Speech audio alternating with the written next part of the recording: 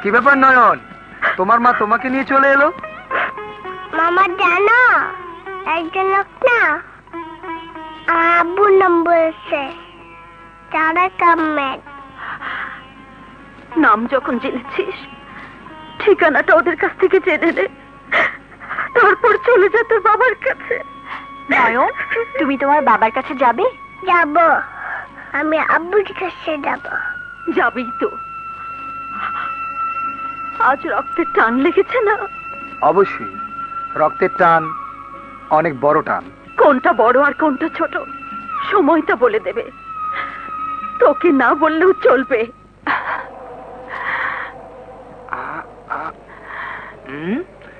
কি ব্যাপার পপি, আকাশের মতো তোমার মনেও কি মেঘ জমেছে? না শাকিল, বিবেকের দংশন। বিবেকের দংশন? হ্যাঁ শাকিল, আমি বুঝতে পারছি ভাবি এখনো ভাইয়াকে ভালোবাসে, আমাকেও ভালোবাসে।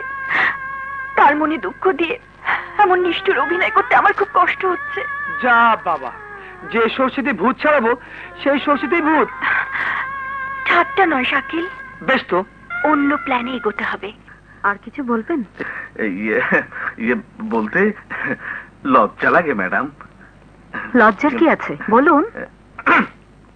আপনি আপনি আমাকে বিয়ে করে ফেলুন। হোয়াট? আল্লাহর কসম, আমার মতো স্ত্রী ভক্ত স্বামী আপনি আর পাবেন না ম্যাডাম।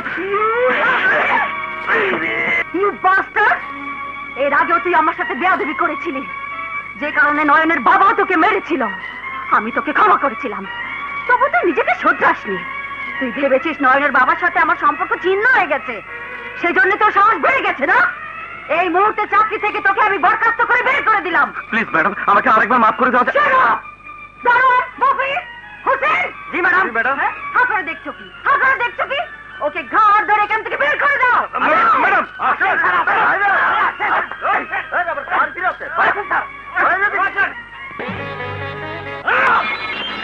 বড় ভাই।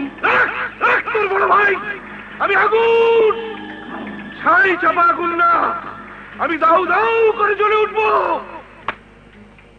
তুমি আগুন হয়ে জ্বলে উঠবে, আর আমি পেট্রোল হয়ে সে আগুনে ঝাঁপিয়ে পড়বো। আমি বেকার। এবার জ্বালিয়ে পুড়িয়ে সব ছারখার করে দেব। নয়ন, নয়ন, মরিয়ম, নয়ন কোথায় রে? বাবা মনে চিঠি।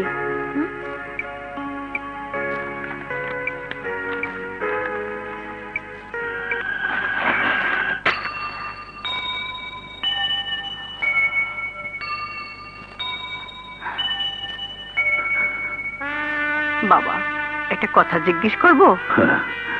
তোমার টাকায় পরিচালিত এই এতিমখানায় মাসুম এতিম বাচ্চারা খোদার রহমতে জন্মদিন পালন করছো। নয়ন তোমার কে হয় বাবা? নয়ন এক হতভাগ্য পিতার আজীবনের দীর্ঘশ্বাস। তুমি তুমি হ্যাঁ,